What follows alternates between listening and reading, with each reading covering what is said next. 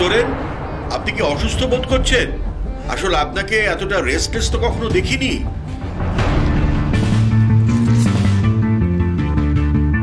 না your honour, আমি একদম ঠিক আছি। ইউর অনার, আমি প্রিন্সিপাল ম্যাডামকে কিছু প্রশ্ন করতে চাই। Please proceed. Thank you.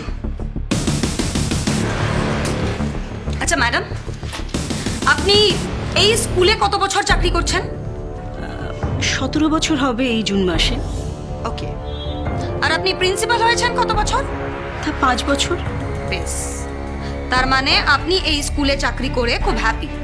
হ্যাঁ, আমাকে চিত্তরঞ্জন স্যার নিজে ডেকে চাকরিটা দিয়েছিলেন, আর আমার বাড়িরও কাছে, একদমই কাছে। তাই?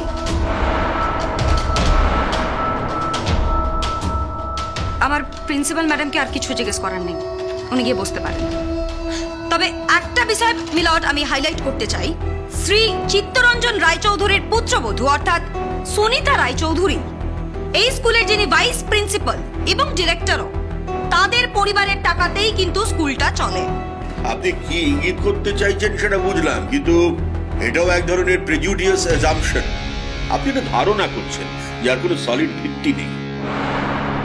ইউর অনার, আসলে মিস সোরেনের ওপর অনেক চাপ পড়েছে।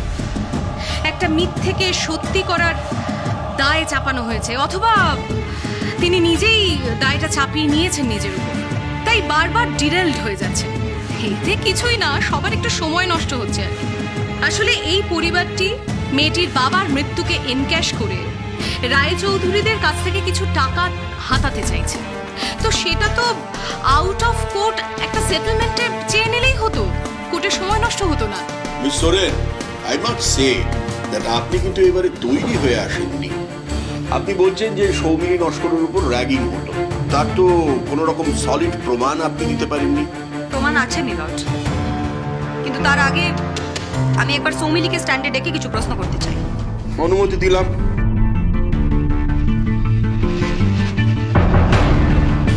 সৌমিলি, ট্রিপ থেকে ফেরার পরে কি তোমার বাবার সঙ্গে এই নিয়ে কোনো রকম কথাবার্তা হয়েছিল? তোমাকে বলতে হবে সৌমিলি, চুপ করে থাকলে কিন্তু জাস্টিস পাওয়া যাবে না। তোমাকে বলতে হবে সৌমিলি, তুমি বলো সেদিন কি কথা হয়েছিল।